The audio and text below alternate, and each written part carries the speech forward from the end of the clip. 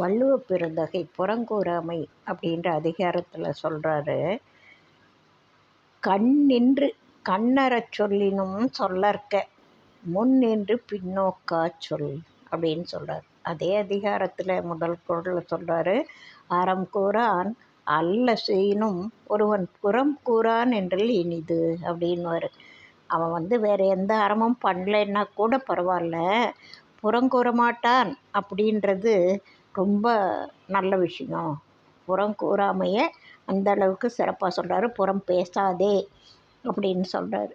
ஒரு சித்தர் பாடலில் சொல்கிறாரு, தன் குற்றம் தான் உணராத அறிவு கெட்ட மாடுகள்தான் பின் குற்றம் பேசுவதும் பிழைக்கான் பராபரமே அப்படின்றார்.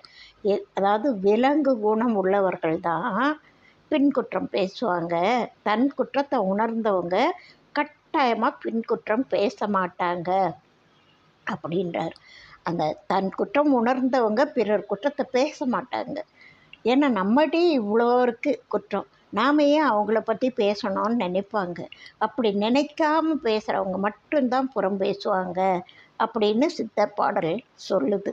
இப்போ இவர் என்ன சொல்கிறாரு இந்த குறளில், கண்ணின்று கண்ணறச் சொல்லினும் சொல்லற்க முன்னின்று பின்னோக்கா சொல். ஒருத்தரை நம்ம மனம் வருந்தும்படியாக வன் சொல்லால் பேசக்கூடாது, இன்சொல் தான் பேசணும் அப்படின்னு எல்லா பெரியவங்களும் சொல்கிறாங்க. அப்படி நீ பேசினா கூட பேசிடு, வன் சொல்லையே பேசினா கூட உனக்கு மனசுப்பட்டதை அவங்க கண்ணு முன்னாடி அவங்க வருந்தும்படியாக நீ பேசினா கூட பேசிட்டு போ. ஆனால் அவங்க இல்லாத நேரத்தில் அவங்கள பற்றி நீ புறம் பேசினேன்னு வச்சுக்கோ, அது கட்டாயமாக உனக்கு பழிபாவத்தை சேர்க்கும்.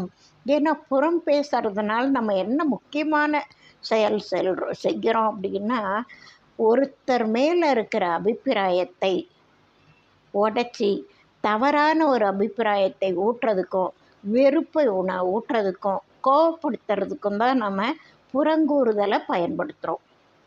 அப்போ புறங்கூறுதலினுடைய விளைவாக ஒருத்தர் மேலே பகையோ கோபமோ வெறுப்போ வருமானால் அது பாவ செயல்.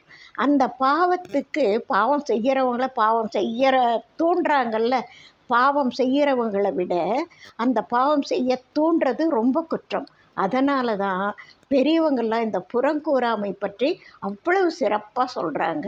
அதனால் எல்லாருமே இந்த புறம் கூறும் பொழுது கொஞ்சம் சிந்திச்சு அவங்கள பற்றி நாம் ஏன் பேசணும் அப்படின்னு நினச்சி நிறுத்துறதே ஒரு வகை அறம் அப்படின்றது